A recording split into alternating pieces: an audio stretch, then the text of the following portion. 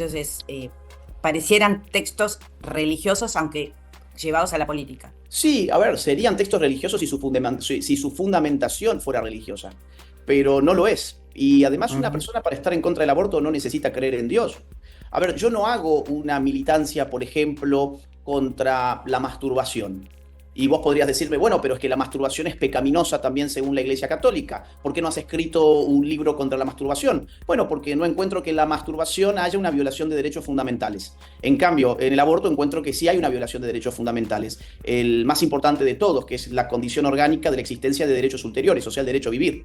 Con lo cual, con ese ejemplo, creo que es bastante claro que lo mío no es una cruzada religiosa, no estoy trabajando sobre la noción de pecado, sino sobre una noción político-jurídica como es la de derecho.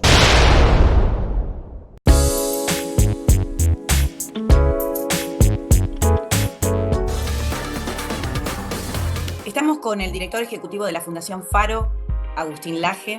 Agustín Laje es uno de los ingenieros o uno de los arquitectos o uno de los intelectuales dentro del movimiento que llevó al poder a Javier Milei. Ahora, ¿cuánto impacta tu condición de católico en tus posiciones políticas? De hecho, los comentarios cuando das en YouTube o en tus audiovisuales te hablan como si fueras un predicador, un evangelista de esta nueva derecha. Bueno, mira, la idea de evangelizar ha estado asociada con la idea de militar en política también, es decir, es parte del mismo lenguaje teológico político. Es muy interesante las transferencias lingüísticas, semánticas que se han producido del discurso religioso al discurso politológico en el transcurso de lo que concebimos como secularización moderna, cuando en realidad parece que los contenidos se han transferido a esferas mundanas, pero mantienen una semántica muy similar. Ahora, yendo al núcleo de la pregunta, yo he estado alejado de mi fe durante varios años, incluso recién yo te mencionaba el libro negro de la nueva izquierda, que ha sido el libro probablemente el más importante de los que yo he publicado, es decir, fue el que generó toda una corriente internacional contra lo que se denomina comúnmente ideología de género, otros sectores lo nombran perspectiva o enfoque de género. Y cuando publicamos ese libro junto con Nicolás Márquez, no teníamos, digamos, ningún tipo de influencia religiosa, por lo menos no de forma consciente. Sí, con el correr de los años me volví a acercar a la Iglesia Católica. Soy una persona que trata de practicar su fe en la medida de lo posible.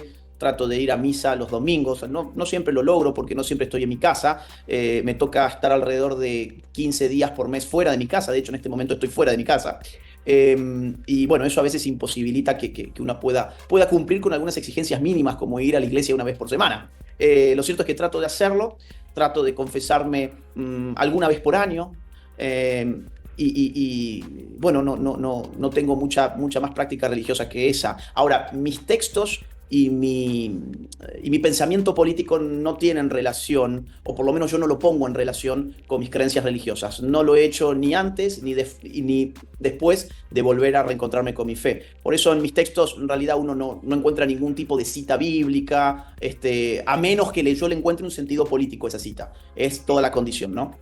Porque, a Mm, ver, las posiciones quizás con el tema de la familia, del sí, aborto, sí, de la natalidad, que después sí. vamos a volver sobre eso, tiene mucho de religioso, pero no solo de católico, sino con parecidos a otras religiones, ¿no?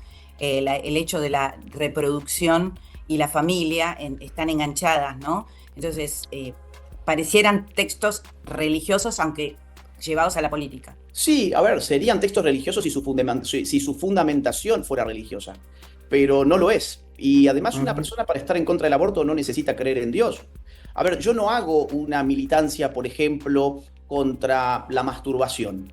Y vos podrías decirme, bueno, pero es que la masturbación es pecaminosa también según la Iglesia Católica. ¿Por qué no has escrito un libro contra la masturbación? Bueno, porque no encuentro que en la masturbación haya una violación de derechos fundamentales. En cambio, en el aborto encuentro que sí hay una violación de derechos fundamentales. El más importante de todos, que es la condición orgánica de la existencia de derechos ulteriores, o sea, el derecho a vivir.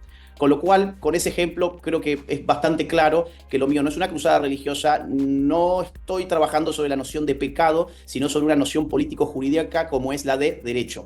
Muchos de los discursos y el afecto que te dedica Javier Milei tienen base en tu prédica. Vos trabajás, por ejemplo, trabajás en los discursos del de Davos o de la No, Asamblea General de Naciones Unidas.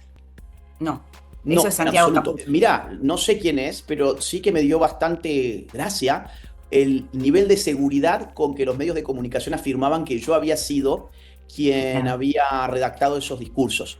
El día que yo redacte un discurso, vos te vas a dar cuenta porque yo suelo apelar a autores.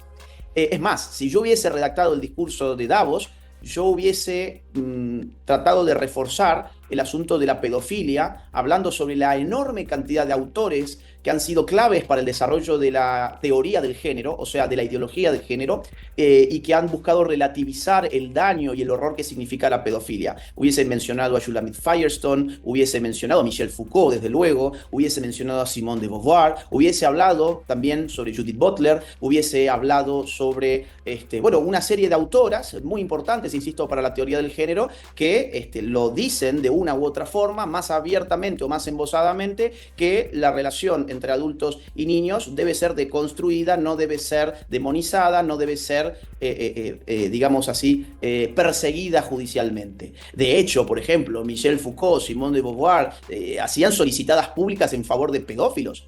O, por ejemplo, hubiese mencionado también cosas como que en Estados Unidos operan actualmente organizaciones pro pedofilia que se amparan precisamente en el discurso de la ideología de género para presentar sus desvíos sexuales como parte de la deconstrucción contemporánea del género. No, yo no hice el discurso, ni tuve nada que ver con eso, ni tampoco hago los discursos de Javier. Pero ¿qué pasa? Yo sí converso sobre estos temas y hace años que he conversado de estos temas con Javier. Con lo cual yo no puedo descartar, digamos, que algunas de mis ideas él las haya leído, él tiene mis libros. ¿Lo asesorás al presidente? No, es mucho decir eso. Es mucho. Yo puedo conversar con él sobre distintos temas, dentro de los cuales además yo trabajo, que son temas filosóficos, temas culturales, temas politológicos. Por ejemplo, en temas económicos, yo escucho a Javier, no hablo con él de economía.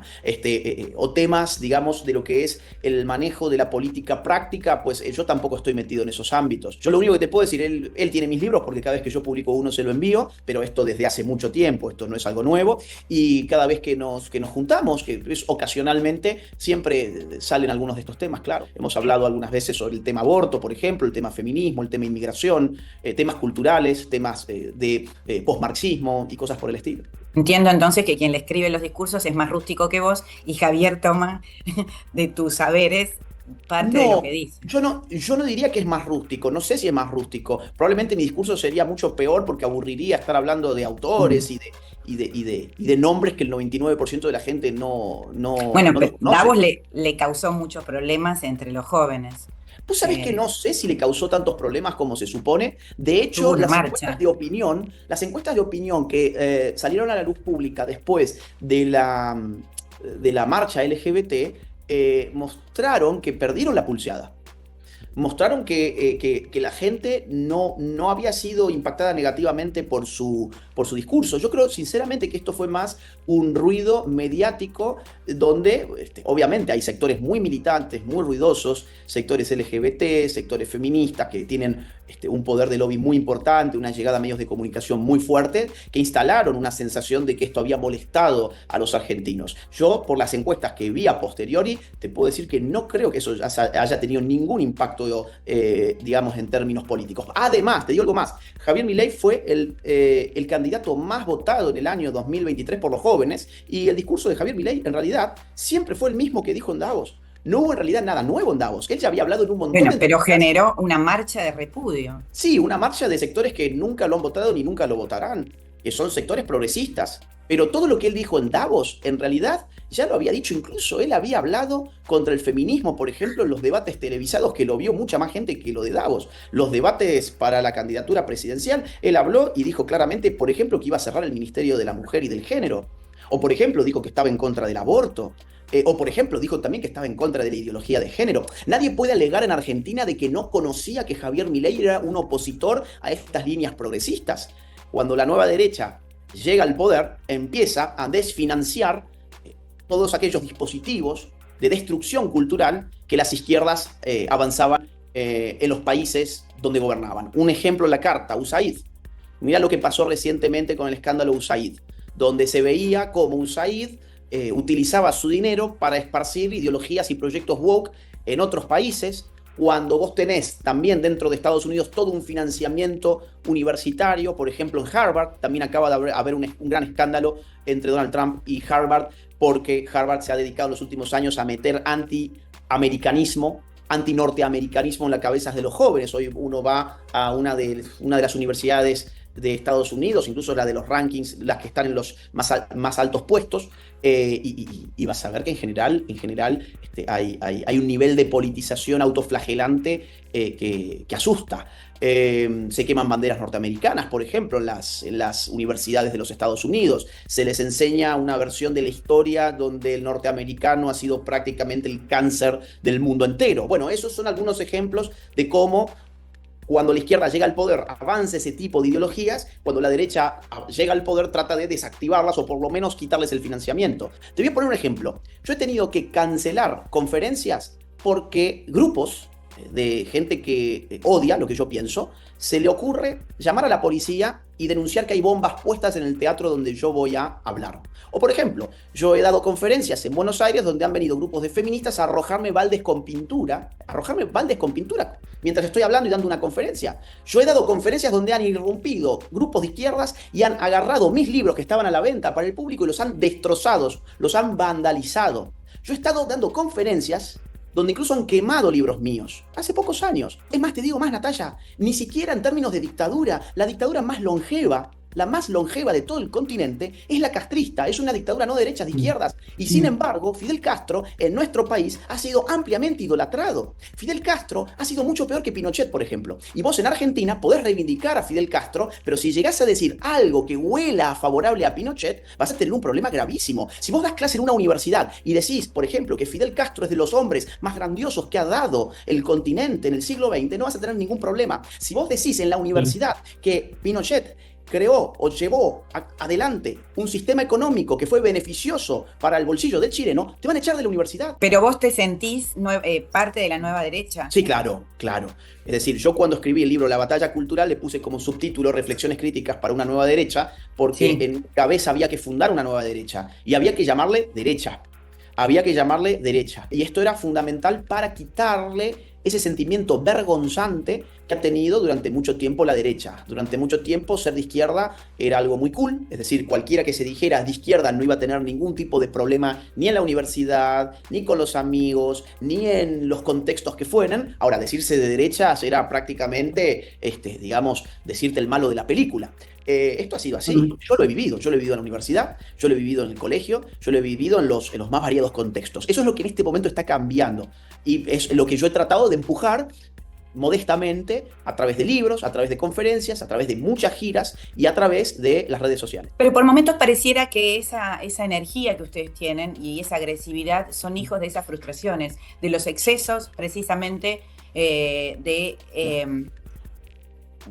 aquellas posiciones que terminan ustedes definiendo como woke, cuando otros luchamos contra esas exageraciones. Por ejemplo, acá Milei, su objeto discursivo es el kirchnerismo, y ya se combatió mucho desde adentro o sin necesidad de sentirse de derecha o contra el aborto o contra el wokismo, contra el feminismo. O sea, hay gente que lo denunció desde adentro y aparecen ustedes como si fueran los nuevos, y en realidad se me ocurre pensar si no hay algo de los ingenieros del caos ahí, si no sentís que son hijos de esa furia de la que habla la Empoli. Mira, no, yo te diría lo siguiente, sí somos nuevos, porque antes no había ninguna opción de derecha para votar que tuviese posibilidades reales de ganar.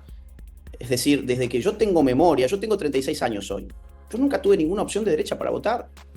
Macri, perdón, pero no era una persona de derechas, ni siquiera él se definía de derechas. Es más, él buscaba todas las formas posibles para decir que el PRO no tenía ideología o cuando mucho que era de centro. Entonces, si vos me decís una alternativa al kirchnerismo, yo te diría, sí, por supuesto, hay muchas alternativas al kirchnerismo, hay muchas alternativas partidarias al kirchnerismo. Ahora, alternativas ideológicas, donde realmente la ideología política, o sea, el contenido, esté en las antípodas del kirchnerismo, yo, perdón, solamente encuentro en este momento la nueva derecha precisamente porque es de derecha. Ahora, voy al punto de la agresividad.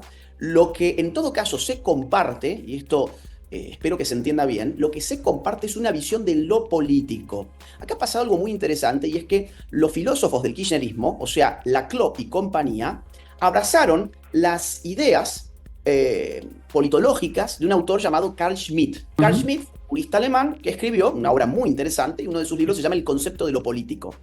En ese libro, Carl Schmitt define lo político en torno a la oposición amigo-enemigo. Él dice, así como definimos lo moral por la oposición bueno-malo, lo estético por la oposición bello-feo, lo económico por la oposición rentable o no rentable, lo político lo definimos por la oposición amigo-enemigo.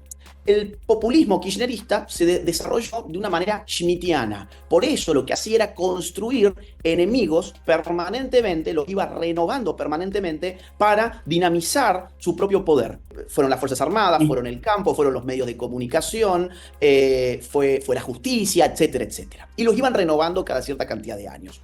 La visión politológica de la nueva derecha es relativamente similar porque también ha leído a Carl Schmitt y tiene un concepto de lo político similar. Nosotros hablamos de batalla cultural porque nos sabemos enfrentando personas que nos han definido a nosotros como enemigos en primer lugar.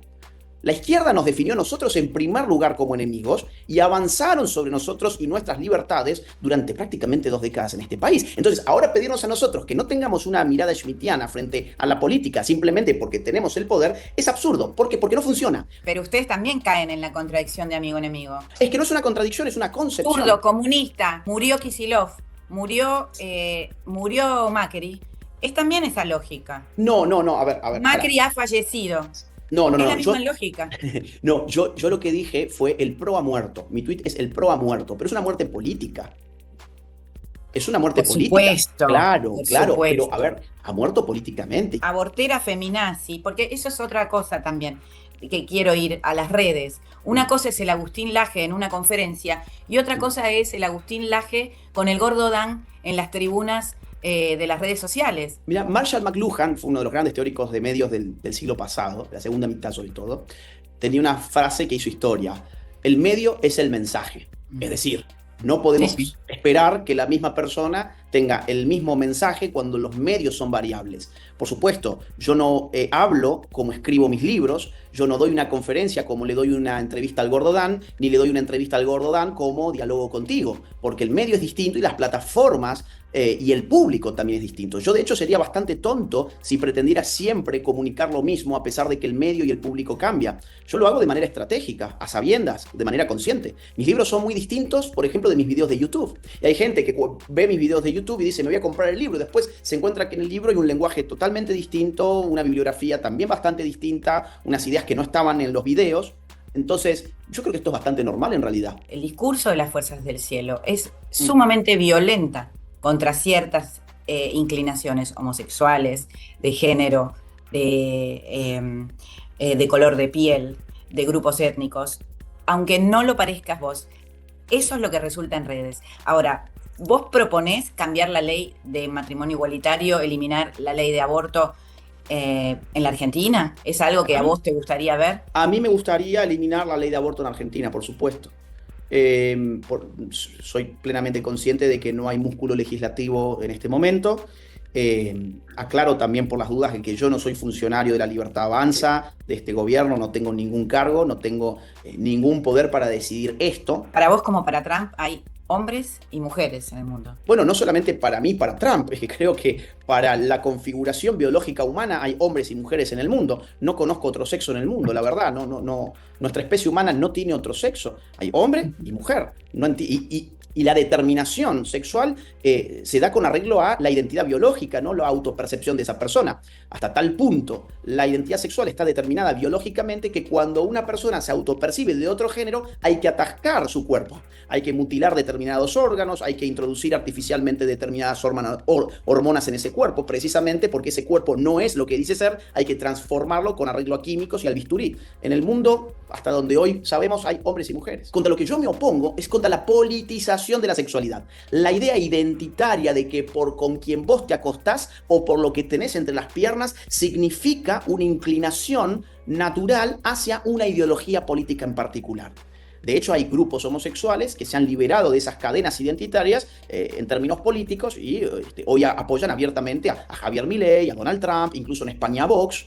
Entonces, esa es mi lucha. Agustín, mil gracias. Ha sido extensísimo, mucho trabajo me vas a dar. Uy, uy, uy, pero ha estado divertido. No, gracias Muy. a vos. Y bueno, quedamos en contacto y te mando un gran abrazo.